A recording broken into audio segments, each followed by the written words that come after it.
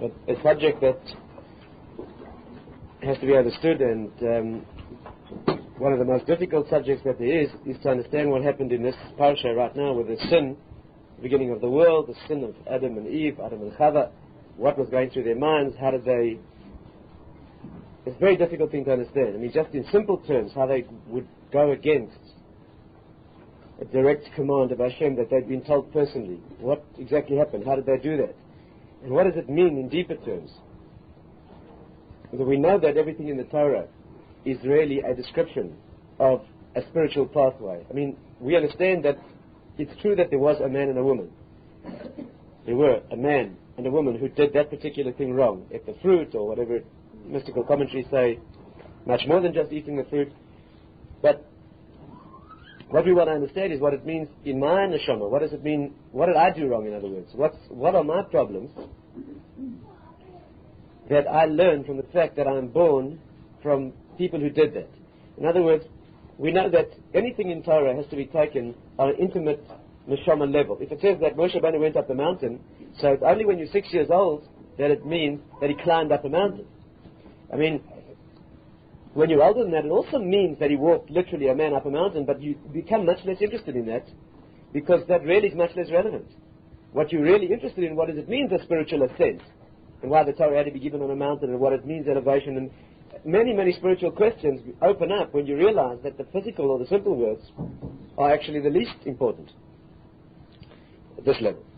Now, when you get back to the beginning of the Torah, so you have that idea in much greater potency. The closer to the beginning, the closer to the conception. And the more all-inclusive are the events that happen, the more deep the spiritual import of what happened over there. Added to that, you have a principle that the mystics, the Gemara actually says it, that is the truth, that the first time a thing happens in the Torah is the time that fixes, it's the description that fixes that thing forever. That means if you want to know what a thing is in essence, then you have to study where it first crops up in Torah. And it can be anything, even a letter.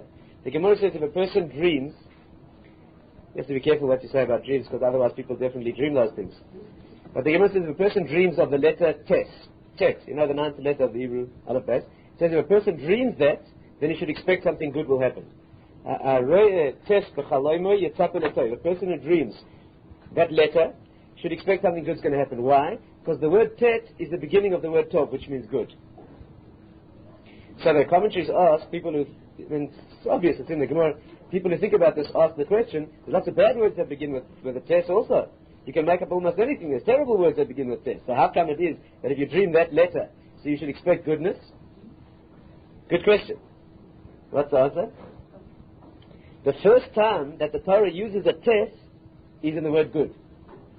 If you look in Genesis, in Bereshit, what we're dealing with now, when Hashem said they looked at the world and it was good, it's the first time that the Torah used the word Tet. So the mystics say that the first time it appears, that's the way it is. It's like when the genes are formed, the child will definitely be that way. If the genes come together and they form blue eyes, then for sure the child will have blue eyes. You can't change that later. So the first time the Torah does something or says something, it can be a letter, can be a word, or it can be a parasha. In other words, an idea, a concept that comes up in Torah. That's the way that the thing is. And if you want to study what the thing is, you must go back to the first time it's mentioned. Added to that, there's an even stronger principle, that if you really want to understand what something is, you must look for where it is in the 6 days of creation. Because everything that exists must have been created there, since that was the creation of the whole world. So if you can find something over there, you'll really understand exactly what it is. So you see, all these ideas come together to show us that that first critical day, those few hours that Adam and Chava were alive, were remarkable, the most amazing day in the history of the world thus far. Amazing, amazing things that happened there. Have to be understood very, very deeply, and they're the hardest things to understand. Added to that, we have the problem that we've been battered into such an anti-Semitic, un-Jewish, Western technological mess of understanding Torah that we've got this very primitive idea. I mean, if you examine your mind, you'll for sure, unless you're being dishonest, you'll see a picture that you were shown when you were about 6. A badly drawn sort of picture of a naked man and a woman with a few strategic fig leaves. They're wandering around in the undergrass and looking demurely at each other. Is that right?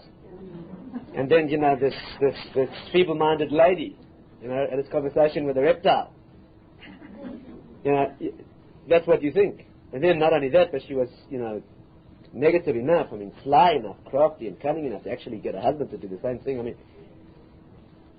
That is not the picture. The picture is the depth of picture that we can't begin to understand. The Gemara says that when Adam was created, he stretched from heaven to earth. He was at least 100 amas tall. He stretched from heaven to earth and he saw from one end of the world to the other. There wasn't a, modified gorilla, as they have you believe, wandering through the trees of some tropical, garden. The truth is that he was a spiritual being. Adam and Eve, Adam and Chava were one human being. They didn't even look like we do. They were joined back to back. You're aware of that problem. They didn't have a back. There was one side male and one side female. That's how they were created. The Gemara says that there was a man who was sent to examine graves. Tana, who had to measure tombs. And he came to the tomb of Adam and Chava, of Abraham, Yitzchak, and Yaakov. And he went inside. He wasn't allowed to look. He was allowed to look at them. Amazing thing. After they were no longer alive. And he saw things that are amazing things that one can't mention in this kind of forum, even. Amazing things. But he wasn't allowed to look at Adam, but he was allowed to look at his feet. And the Gemara says that he looked at the heels of Adam in the cave of the Machpelah after he had died. And the light that shone from his heels was greater than the sun. That's what it says.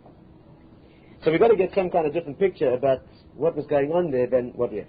Now, let's try and approach it. Let's take one theme or one dimension of what happened over there and try and understand where it relates to the core of what it means to be human, or what it means to be human in this phase. So, the problem to understand is how they made that mistake, what it means that they ate. There's wonderful, wonderful things to understand about it. Why did she eat? Why did she give him to eat? There's a chumash somewhere. It says, V'nasan Isha Ima, I think it says. Look, you'll see very, very amazing things. Thanks very much. Mrs. Moss is just modest enough to pass the book. She can actually quote it all by heart. When Hashem said it says that she gave her husband with her to eat. You remember that? Ima, it says. With her. So Mephoshim say it means that her deepest desire was that her husband would be with her. And he ate in order to be with her. Why did he sin after he saw the results? Or after he realized that something wrong had been done? So when Hashem asked him, why did you eat? He said, the wife that you gave me. It sounds like the usual. Again, you can understand it wrongly. I'm not saying men don't have this tendency, but it's not my fault, Hashem. That's the problem of the woman that you gave me. Has confused me. But the words there say that I ate with her. And the commentaries say that it means to be with her. That means he couldn't stand the thought of being in a state different to hers. Very, very amazing things that a person can learn here about marriage. Let's take the basic idea of what happened, the sin itself, and see what we can derive. So, the scene is like this. The Midrash says that at 10 o'clock in the morning, whatever that means, the dust was gathered together to form Adam. At 11, it was shaped into the shape of a person. At 12, the neshama was breathed in. That means he became alive. At 1, he sinned. At 2, he was judged. At 3, he was sent out of the garden into exile. So, someday, an hour after he was formed, that means, can you imagine the experience? I mean, the first human in the world suddenly discovered, he suddenly saw his limbs rise out of dust that had been gathered from the four corners of the earth, that stretched out to the extent of the universe, and he became a human being, having contact with Hashem directly, and he was placed in this situation of spiritual perfection. That does not mean a place of trees. Again, when you're 6 years old, it means a garden where there was grass and trees, but it doesn't mean that. It means a place where every element of existence was intrinsic, essential existence, trees always. In the Kabbalistic system, eitz, in Hebrew, meaning a tree, is from the root. The root of that word, which is eitz, always means something of intrinsic existence, like the word etzem. Etzem means actuality, or the bone of the thing. It means that everything there, that's why the mystics say that the fruit and the tree tasted the same. The trunk and branches tasted the same as the fruit. Because everything was fruit. There was no intermediate pathway like you have in this world that you have to do things to get someplace else. Everything was someplace else. It was there. So he woke up in this world of perfection. He spoke to Hashem directly. They spoke to Hashem directly. They knew exactly that everything that there was to be known in the world with perfect, clear conscience and consciousness. And they had no desire to do anything wrong. They had no desire at all to do anything wrong. And yet, it says that they misjudged and they did something wrong. First of all, why did they have no desire to do anything wrong? Let's understand this point. This is the beginning of our pathway. So the commentaries say like this. The reason they had no desire to do anything wrong, that means, I'll put it another way, which is the heart of what we want to try and get to, is that they had very little free choice. They had very little free choice. Why did they have so little free choice? Because they saw the reality so clearly that they weren't really free to choose wrong. Trying to understand this idea. And this is where the mistake, at least on this Musa dimension, this dimension of understanding the way our personalities work, at least here, there's much more to it mystically, but at least here we can understand something. They found themselves, we're talking about Adam now, but actually they were a unit. He found himself in a situation where he saw the world so clearly that it was virtually impossible to do anything wrong. Try and understand. Incredible thing. It means it was almost impossible that one last little option, that 1/1,000,000 of a millionth of a percent of still being able to do it, that's what he sought out and he was able to do. Incredible thing. Why was he unable to do anything wrong? So the commentaries of Tatz particularly, but others also, they express this idea. That when you see a thing clearly, you're less free. The more clear you see the consequence of an action, provided you're normal mentally, basically sound internally, then the more clearly you see the consequence of an action, the less free you are to do it wrong. So I understand that idea. You see, he saw Hashem so clearly that Hashem himself, that means the essence of reality, was telling him that this action is wrong. Don't eat the fruit of this tree. Therefore, there was no question in his mind how bad it was. And the consequences would be so enormously evil that a person who saw that clearly obviously wouldn't choose such a thing. Let's give an analogy. I once had a Sephardi Rabbi who put it this way, very beautiful analogy. He said, when a person is standing, imagine someone standing on the top of a very tall building, many, many stories, one of the tallest buildings in the world, and he's looking over the railings. Is he free to jump off or not? So you see, technically, he's certainly free, nobody's stopping him. You want to jump, you can jump. Talking about a normal person who's not depressed, and a person who's intact and normal. So technically this person's free to jump off, there's no question about it. But the consequences are so clear, he sees himself becoming part of the scenery if he jumps off. He's going to spread all over the pavement. I mean, he sees it in graphic detail. And since the consequence is so clear to him, so in real human terms, he's not free. If he didn't see the consequence clearly, then you'd be more free to do it. If you thought that you wouldn't get hurt, you follow. Or if you were standing in a situation where the danger didn't look real, or you couldn't perceive the danger, then you might be tempted to go. But the more clearly you see it. Let's take a tangible example in relationships. Let's say you're speaking to somebody who's very close to you, and you want to say something that you shouldn't say. Did it ever happen to you? And you're having trouble not saying this thing. And your weaker side is getting the stronger, the better of you. As you say this thing, you have a vague consciousness. Let's try and put it this way. Let's say you appreciated exactly what was going to happen. You're going to say this thing and you'll never be able to retract it for the rest of your life. You will hurt this person and you'll damage the relationship in such a way that it can never be corrected. And not only that, but you'll cause pain to them for the rest of their life. You'll destroy the image of themselves, and you'll give them a feeling of treachery that you let them down in this relationship, etc., etc., etc. Could you bring yourself to say it? If you could feel the pain, are you with me? Imagine as you say this thing, you feel the stab of pain that this person feels. You feel it yourself, and you'll always feel it forever. Would you be able to say it? You definitely wouldn't be able to say it. The trouble is that when you're about to say these things, what happens is your consciousness suddenly gets clouded with a whole mess of how justified you are and how they deserve it, and you don't see reality clearly. And then you say it, and then when things calm down, you regret what you said because you realize, actually, that's the story of the world.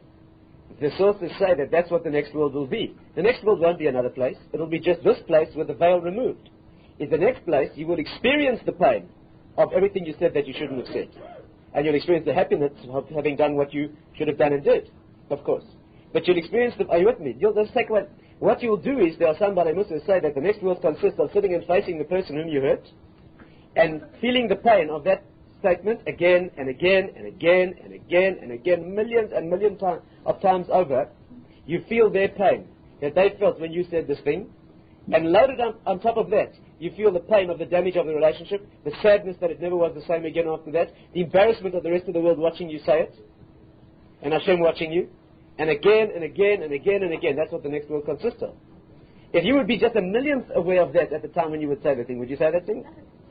You'd be a big tzaddik. You'd hug the person and you'd say how wonderful they are and they never did anything wrong.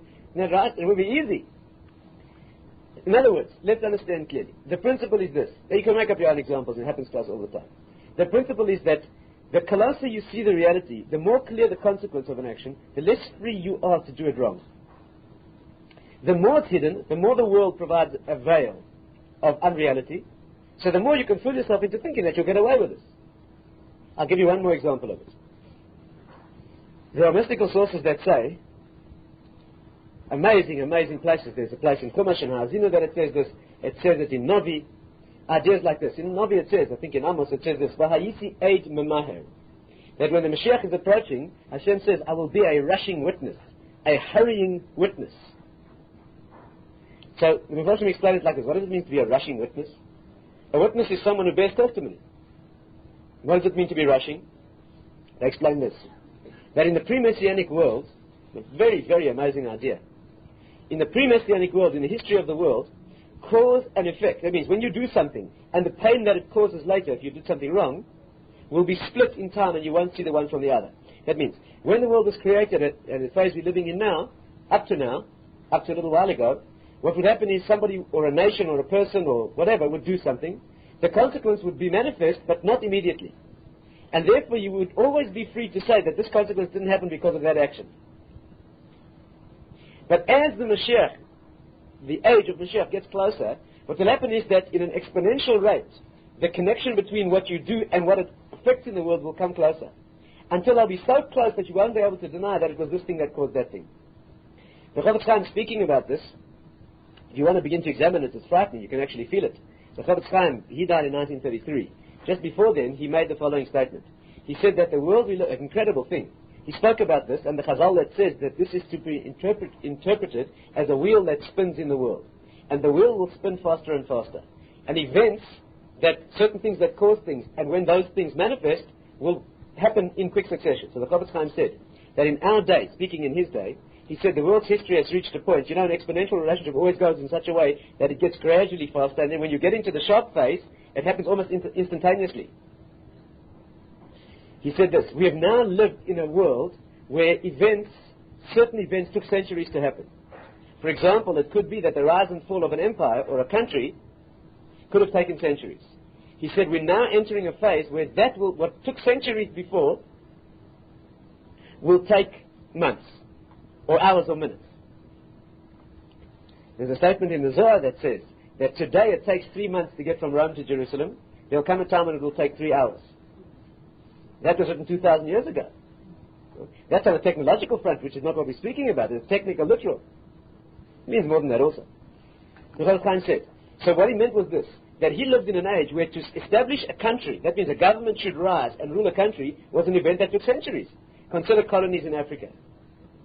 Right? In the early part of the century. They were events that spanned centuries.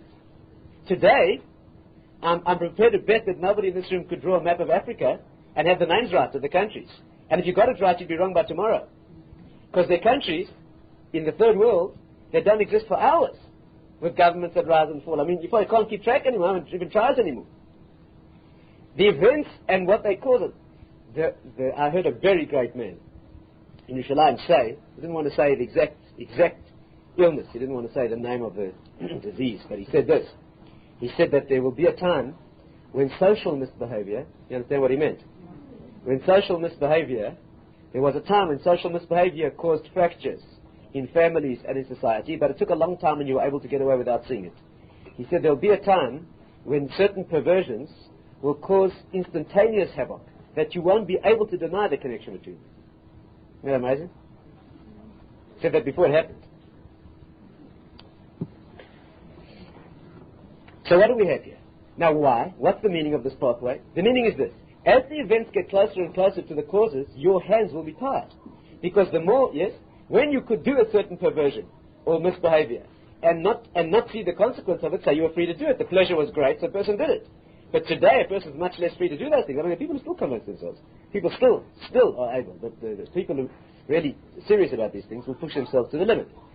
But today, when a person sees the consequences much more clearly related, he's much less free to do that thing anymore. When the Mashiach arrives in the world, the connection will be so immediate that you'll have almost no free choice. Because you follow. Today, a young man, let's say, has a big ordeal about whether to go to yeshiva or some other place of higher learning, let's say. He has a big ordeal about what he should be doing. I'm not saying he shouldn't go to university. But let's say he has an ordeal with that. Or how he should spend his summer vacation. Should he go to yeshiva? Or should he work on the race course? Something else. But when the Mashiach's in the world, and everything's obvious, and the only thing to do is learn Torah and work on yourself spiritually, and that'll be the only thing that anybody's doing, it'll be so obvious, and the light of the spiritual world will shine clearly. So of course you'll be doing that, but the trick is you won't be getting the reward. The catch is you won't be getting the reward for it, because of course you'll be doing that. What are you fighting through? What are you fighting through? In a love relationship between a man and a woman, or between two friends, when there's no difficulty, when everything fits into place perfectly all the time. So it's very nice and easy, but what are you building? It's where you show love for someone when it was difficult, or when you have to sacrifice of yourself, or you have to wade through thick and thin to do for that person that you show the love and you build it. Are you with me? Obviously. Of course, in the next world, post-Messianic world, when the Messianic phase gives way to the spiritual existence where there's no physical body at all, in that world there'll be no free will at all. In what we call the next world, when people aren't alive anymore, there's no free will at all. You can't do anything. Because you see Hashem absolutely face to face, clearly all the time. So what can you do wrong? Do you follow this progression? Now, when Adam was formed, when he was born, when he came into being, he was in a state of having almost no free will. He lived, in a sense, in the next world. He lived in a world where he saw Hashem clearly. So that's why there was almost nothing he could do wrong. Some commentaries say he had the free will of an angel. A malach has free will also. A malach has free will. In fact, if you look in Chumash, you'll see once or twice malachim made mistakes. If you're aware of that. There are one or two examples they send with women, it says, they made mistakes. There were one or two by Lot, it says the malach said something he shouldn't have said, and Hashem taught him a lesson. There are times malachim made. There's even a Gemara that the malach HaMavis was sent to take a certain woman, and he got the wrong person. The Gemara says. He was sent for Miriam the hairdresser, and he took Miriam to somebody else, the Gemara says. Terrible mistake. Only to be understood there. But anyway, they can make mistakes, and they do have free will, but it's so limited that it almost never happens. Why? Because a malach sees clearly what's happening. He sees Hashem personally, I mean in whatever sense he does, telling him what to do. What else is he going to do? I mean, it'd be so obvious that he has to do that, and that the opposite would mean the end of his own existence. So Adam was created in that way. He had technical free will, he could eat the fruit, but it was so clear to him that he shouldn't, that it was almost impossible. And now the question becomes, so how did he do it? How did he do it? He had this thing so clear, it was so obvious, and Hashem himself with him all the time, speaking to him personally. So how did he do it? How did she do it? So the principle here is as follows. We've said enough now, in this introduction, to be able to understand it perfectly. You see, he didn't have a desire to do evil. The Yetzer Hara of evil was outside of himself. He had no sensual or lower self that drove him to want to do something evil. But he had an ability to miscalculate. That means, in his intellect, he was able to think things out. Unlike us, you see, when we think things out, our problem is that our thinking is colored by our lower self, what the mystics call from the neck to the diaphragm and from the diaphragm down. Those two levels, the emotional level and the physical level. Physical drives, emotional drives, physical. What happens is they cloud your thinking, so you start rationalizing. You very seldom wade into a sin saying, well, I'm just too weak and I'm just no good, Nick. You don't do that. You tell yourself, this is not so bad, and actually, by the time you finish, it's a big mitzvah. That's what usually happens. You got a big justification for it, and you think you've thought it out, and after you've done it, you're disgusted with yourself, and you see that actually it was irrational entirely. But it's your thinking that gets twisted by your vested interests. But Adam Rishon didn't have vested interests, because the snake, whatever you call it, the Yetzer Hara, the Satan, all this negativity, all this was outside of himself. He didn't have an inner voice that perverted his thinking. But he was able to miscalculate. He was able to think wrong. Are you with me? Not because he had a vested interest to have more pleasure in the world. But he was able, so if he did, so let's take the next step. If he didn't have, you know that the punishment of the sin was that the world came into him. You know that. That evil in the world became part of him. He now had a desire to feel the world and to have sensations and to have pleasure and a lower self, a vested interest. But before that, he didn't, that was his punishment. He did that deliberately, took the world into himself. But before that, he didn't have a vested interest to have those sensations. So let's ask ourselves the question. So what was his motivation to do wrong? Again, when I miscalculate, it's because I've got a vested interest. I want this and that pleasure, so I'll think crooked in order to get myself to have that pleasure. But how could he think crooked? That's our question. He hadn't have anything motivating himself to have a sensual experience. So therefore, what perverted his thinking? So the answer is perfection itself. Listen carefully. His very perfection, the level that he was on, his level of closeness to Hashem, his ability to think clearly, that's where he went wrong. He decided this, that I'm so close to Hashem now that I can almost do nothing wrong. So who needs me? What am I doing for Hashem right now? What love am I showing him? I'm putting the situation of perfection. There's almost nothing I can do wrong. All I have to do is avoid one tiny area. So I'm coasting along close to perfection. So am I able to prove to Hashem that I love him? How am I going to prove to Hashem that I love him? And that I appreciate the fact that he put me here and that he looks after me? How am I going to be over Hashem? I was put here to serve Hashem. I was put here to reveal Hashem's presence in the world. And to do that perfectly. How am I going to do that? By just not eating one little thing that he tells me not to eat? That's a big deal? You know what's going on here? That's a big deal? I want to wade through thick and thin to show him how much I love him. I want to take on the whole world. I want to have the greatest difficulties in the universe and beat them and conquer them to show him how much I love him. You follow? I want to be tortured. I want to go through the greatest imaginable suffering and show him that I love him, and I'll stand through that. Yeah. So the only way for me to do that, I'm going to step down into the world, into the mess. I've got to make a mess of everything, and then I'm going to get it all right myself through my own effort and show him that I did it for him. You hear that? Let's understand. But he knew that Hashem said, don't do it. He knew Hashem said, don't do it. Well, what are you making calculations here? Hashem knew this also, and Adam knew that Hashem knew this. And Hashem said, don't do it. So he said to himself the following thing. The commentaries explain that the Nachash didn't say to Eve that you mustn't eat. The Nachash didn't, when Chava said that we're not allowed to eat from the tree, that Hashem said we're not allowed to eat from the tree, that if we eat from the tree we'll die, the Nachash explained to her the following thing. Actually, look in the words in Roshis, you'll see it fits in very, very beautifully. The Nachash said like this, you won't die. You won't die. Listen carefully to this. It says, on the day that you eat, you will surely die. Right? On the day that you eat, you will surely die. So she said, if we eat, we'll surely die. The Nachash said, it doesn't mean that. You're learning Pshat wrong. You're not listening carefully to Hashem's words. It doesn't mean you will surely die. It means that it's very risky. It means you'll put the idea of death into the world. It's very risky, and Hashem has such concern for you that He'd rather give you less free will and give you more reward, much more reward for much less free will, because He knows you're so weak that if you get it wrong, you'll fall totally. You follow? In fact, listen well now. Listen carefully. It's amazing. She said, how can I eat? We'll die. The Nachash said, no, you won't die. She said, but on the day that we eat, we'll die. The Nachash said, I promise you, you won't die.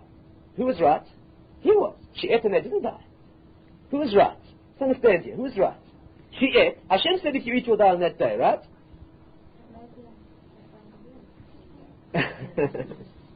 But it was still called days then.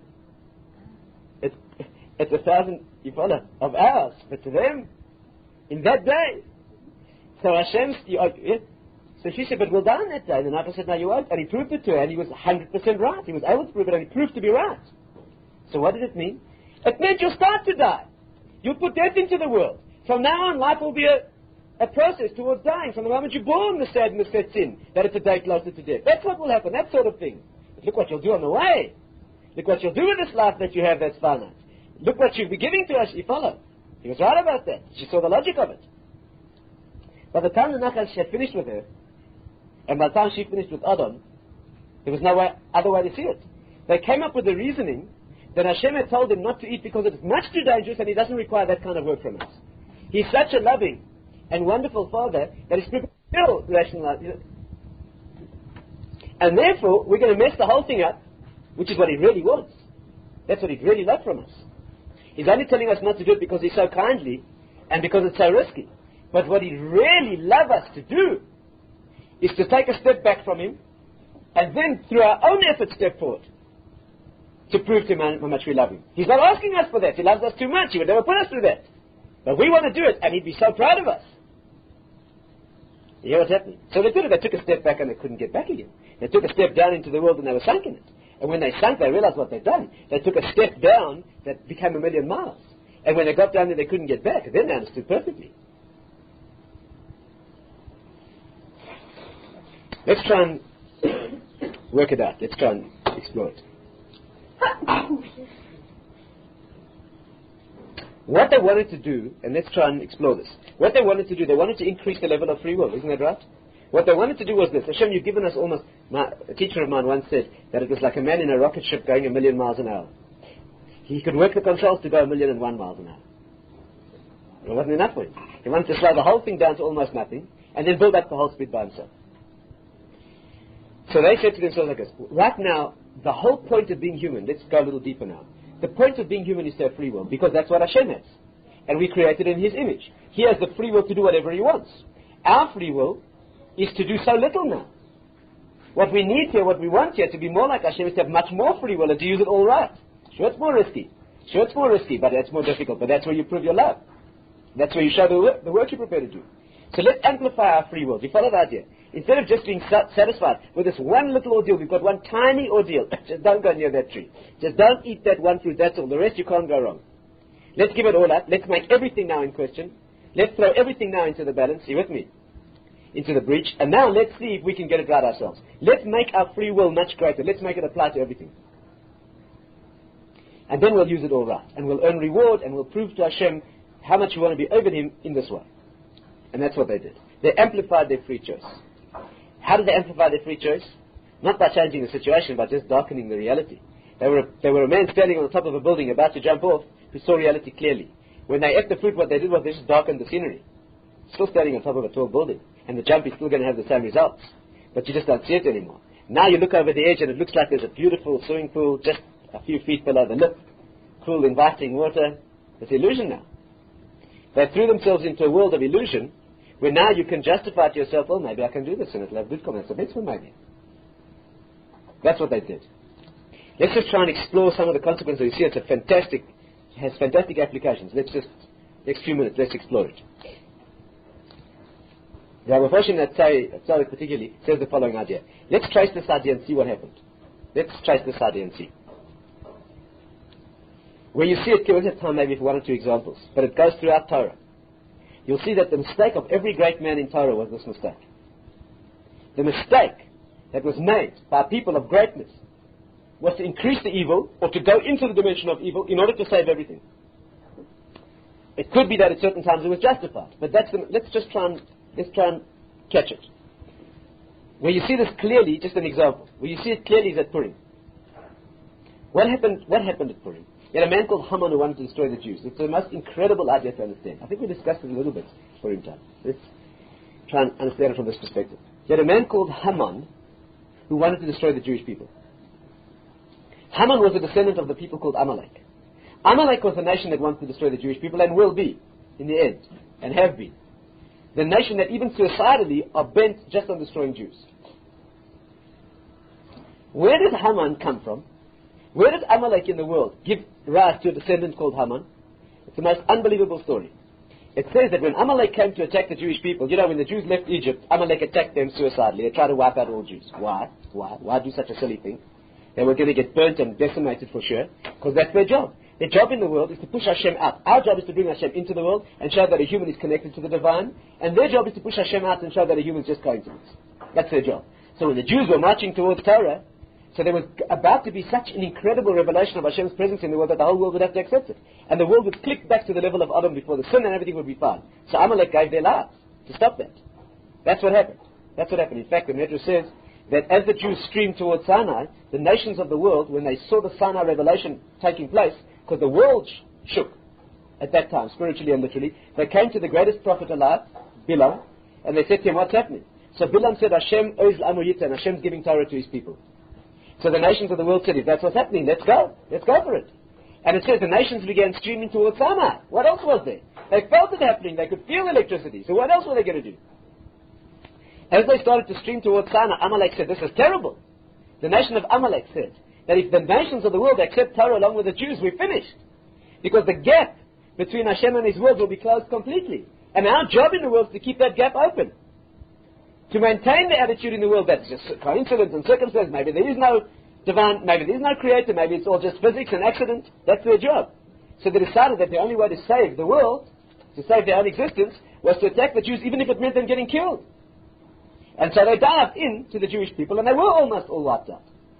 It says that they met them by accident on the road. It's an incredible thing. How did they attack the Jews? They appeared as if by accident.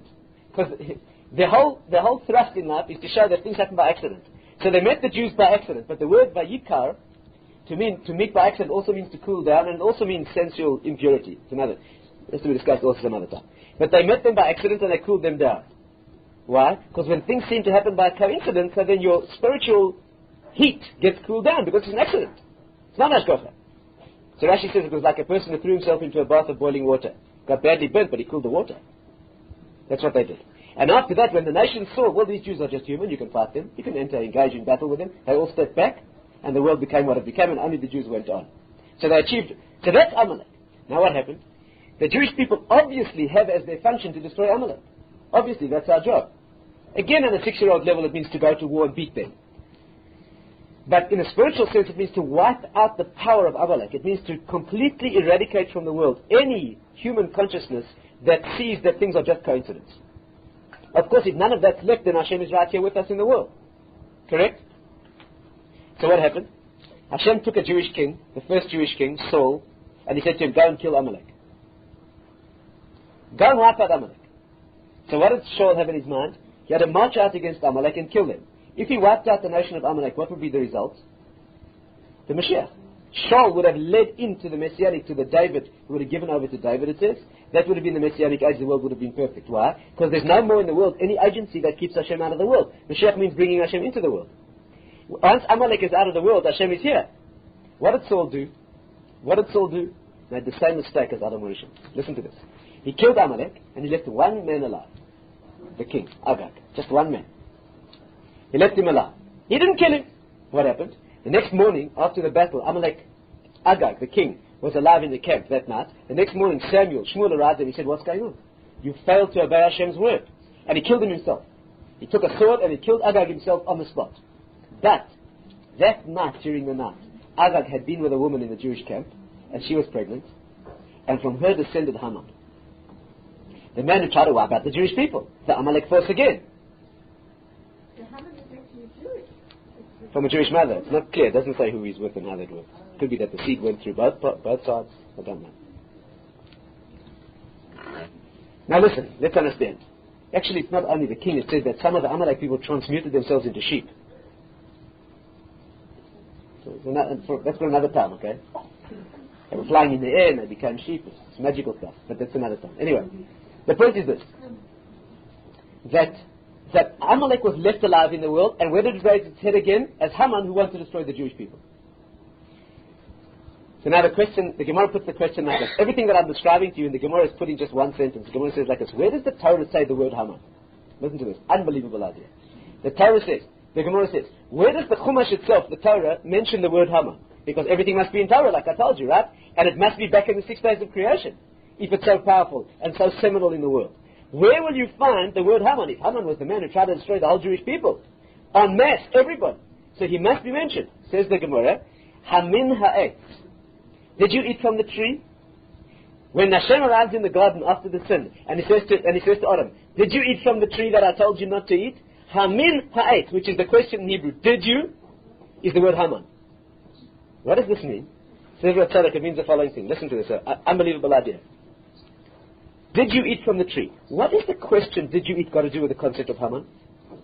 What's the connection? You can't just find a word that happens to be the same letters. It's got to mean it.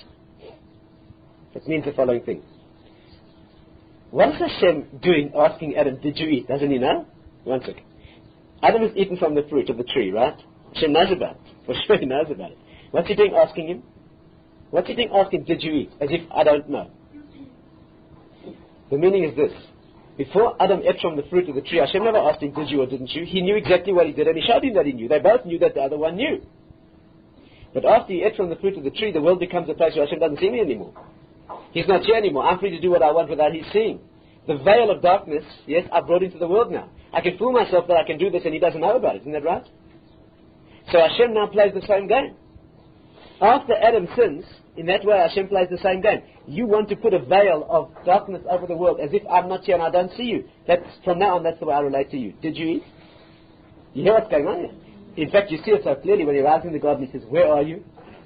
Ayeka, where are you? So Adam is busy hiding in the garden. It's so pathetic. It's so sad. He's hiding in the garden. Why is he hiding? Because he doesn't want Hashem to see him. So he knows Hashem's around, right? That's why he's hiding.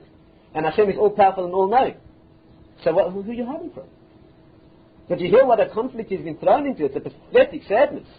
Adam has been thrown into a situation where now he knows about Hashem, he thinks he can hide from him. I mean, it's amazing. And Hashem never plays the same. He arrives in the garden and he says to him, where are you?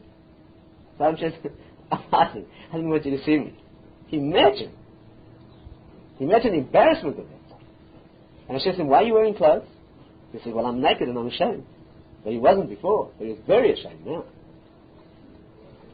So the force of Hamina'et, in other words, the gap in the world between my seeing what you do and a human being's consciousness of Hashem seeing him, that gap came into the world, Hamina'et, did you eat from the tree? That's what Adam did, he put the gap into the world. What was spawned, what grew because of that gap? Amalek. When Adam ate the fruit, he gave birth to a nation called Amalek. Amalek is a nation that's the gap. They keep Hashem out of the world. That's what was born. Why did Saul do the same thing? The Mephoshim say the following thing. As Saul was about to kill Agag, when Saul wiped out the whole of the nation of Amalek, as he was about to kill Agag, he said to himself the following thing. What happens if I kill him? We've got no free choice anymore. That's what Saul said to himself. If I kill Agag, we've got no free choice anymore. Sure, Hashem told me to do it. But let me leave just a little speck of Amalek in the world. Just a little bit. I'm not going to make the same mistake as Adam Rishon. But just let me leave a little speck of Amalek, just one man. My counterpart in Amalek. The king like me. Let me leave him. So that there'll still be some possibility of a gap between us and Hashem in the world. So that we'll have some merit of closing the gap through our own intellect and our own intelligence and our own desire and our own hearts. You follow me? If I kill him, the job's over. The history of the world is over. Human work for Hashem has come to an end now. Can you hear the logic? The same as Adam made the same mistake again. Made the same mistake again as Adam and Rishon had made. Let's finish with the following thing. The Gemara says the following idea. Mystics say the following thing. Some good had to come out of this. If a man like Adam and Rishon, who was so incredibly great, and a man like Saul, if they made such a terrible mistake, some good must have come out of it somewhere. Yes. The good that came out of it is that you can now work for Hashem through incredible difficulty. Absolutely. Had they not done this, Adam would have gone into Shabbos, and he would have lived close to Hashem without any work. Now that he did this mistake, there is the most awesome difficulty in the world. The most intense pain and suffering that people experience. The most perplexing questions of faith and belief. We can now serve Hashem by going through that darkness and getting it right. At least let's get that right. So much has been sacrificed that it should be that way. So at least let's get that right. Where do we get it right? Where do we get it right? Where do we do this? What's the force in the world that opposes Amalek? Amalek, this nation that comes to the world. I want me to go home. Amalek, this nation that comes to the world to keep Hashem out of the world. How do the Jewish people bring Hashem into the world? Torah. Torah is Hashem's revealing himself, right? It's his description of how the world should be and what you should do to reveal me in the world. The Jewish people give their lives for Torah. Amalek give their lives to kill the Jewish people. The Jewish people give their lives to close the gap, exclude Amalek from the world and bring Torah into the world. Torah is the light of Hashem. So the Gemara says the following thing. When Saul left Agag alive and Haman descended from him, it says the descendants of Haman learned Torah in Bnei Brak. You know that?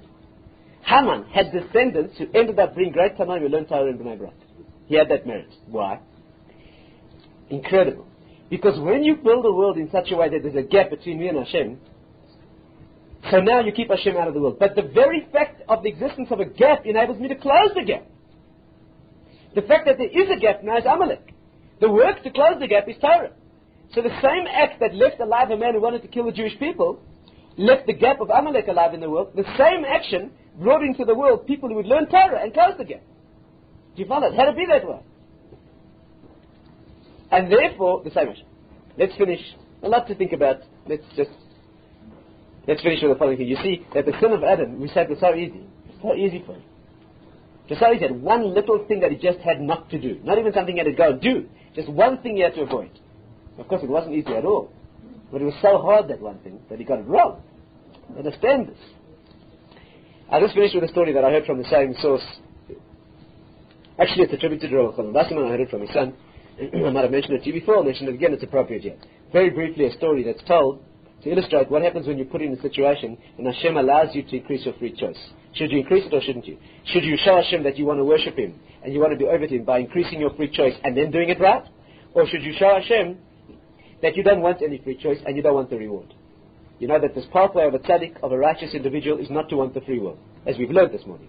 That's why in the morning you daven in the brachas that you make in the morning, you say, Hashem, do not bring us to ordeals. Don't bring us an ordeal. Mesilas Yesharim says that life's ordeal. The whole point of life is to face ordeals, and you ask Hashem not to. So the tzaddik says to Hashem, never mind the free choice and its reward. You keep the reward. You keep the ordeal. You keep the free choice. You keep the reward. Just don't let me damage your world. That's what we daven for. We ask Hashem to take away our free will. Our free will is the only way you get reward. By struggling through the difficulty where you didn't have to is where you get the reward. But a tzaddik's not worried about his reward, he's worried about Hashem's will. So he says to Hashem, never mind me and my free choice and my reward. Take it away from me, and just don't let me do any damage in your world. The story that he told to illustrate this, about when you give an orders, when Hashem knows what's good for you, you follow what He says, and don't try second guess Him. Don't try and think how you'll do it better, because actually that's what He really wants, and you're making all these calculations that people get together and make. You must just do what you're told, because He knows what's good. The story they tell is this. We'll end with this. There was once a king who had a trusted friend, one of the members of his cabinet, a close friend. So the king, once this friend, this minister, came to the king and he said to him that he wanted to go to a banquet that was being held that night by the nobles, the noblemen of the country. He wanted to go to this banquet. So the king said to him, you can go, but on one condition. Lay no bets. No wagers. Don't bet. Good advice. So the man went to the banquet. The next day he came in front of the king. So the king said to him, how was the banquet last night? So he said, fine. The king said to him, did you lay any bets? He said, well, Your Majesty, just one.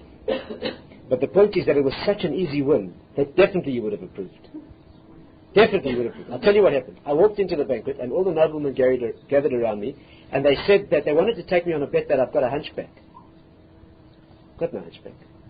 What could be wrong with a bet like that? They wanted to bet me 50,000 rubles, and I've got a hunch on my back.